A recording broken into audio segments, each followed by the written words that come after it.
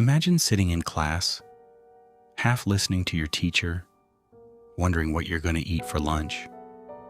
1 minute, you're laughing with your friends. The next, every door in the school is locked, and someone is trying to get inside. It was the last Friday before spring break at Ridgewood High. The mood was light. Students were passing notes. Teachers were struggling to keep everyone's attention, and the rain tapped softly against the classroom windows. Our history teacher had just started explaining World War II when the intercom buzzed. Then came a voice no one recognized. "Attention lockdown, this is not a drill." Everyone looked around in confusion. The teacher frowned. That didn't sound like the principal. Before anyone could ask questions, another announcement interrupted. "Lock your doors immediately." This time the voice sounded rushed, panicked. The teacher didn't hesitate. She locked the classroom door, shut the blinds, turned off the lights, and hurried everyone into the corner furthest from the windows. The classroom became almost completely dark. The only sound was the rain outside. No one spoke, not even whispers. For nearly 10 minutes, nothing happened. Then every phone in the classroom vibrated at exactly the same time.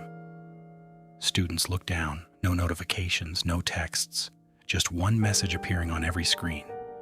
"Don't let it in." The sender was listed as unknown. Several students immediately deleted the message. Others couldn't even move.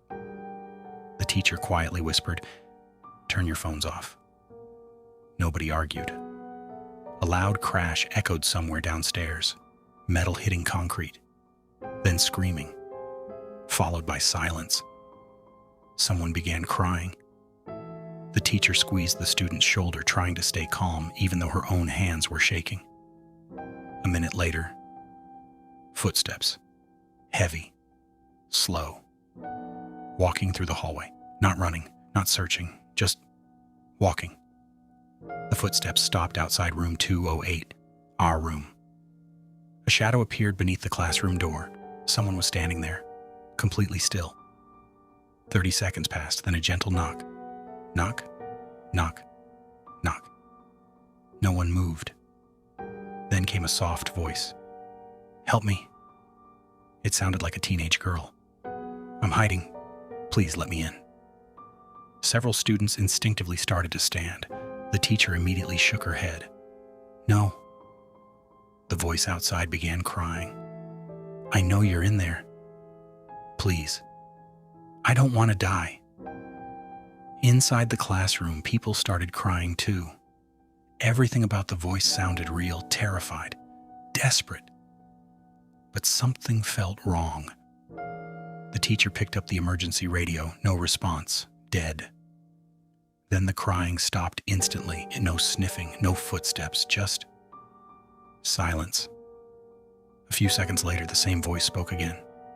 Only now, it sounded different, cold, emotionless. "I know there are 24 people inside." Everyone froze. No one had told anyone how many students were in the room. The voice slowly continued. 23 students. 1 teacher. Then it laughed. A quiet, almost childlike laugh. The shadow disappeared.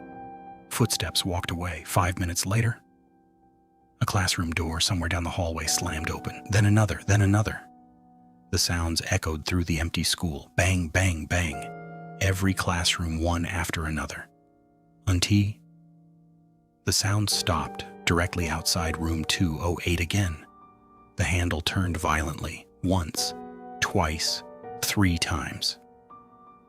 The door shook against the frame. Then nothing.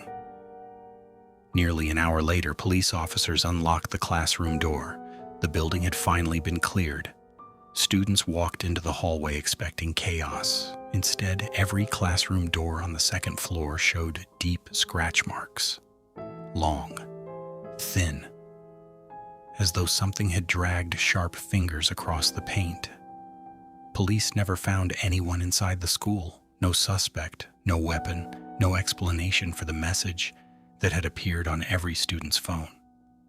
Investigators later claimed it was likely a technical glitch caused during the emergency, but no one could explain why every phone had received the exact same warning at the exact same second, or why security cameras outside room 208 stopped recording for precisely 12 minutes. To this day, the students from that classroom refuse to talk about one detail because every single one of them remembers hearing the same voice, and none of them believes it belonged to a person. If you enjoyed this scary school lockdown story, let us know what you would have done in that situation. Have you ever experienced a lockdown drill or a frightening moment at school? Share your thoughts in the comments below. And don't forget to like, subscribe, and turn on notifications for more terrifying stories from Scare Flicks. Stay safe, and remember, sometimes the scariest thing isn't what's outside the classroom, it's what wants to come in.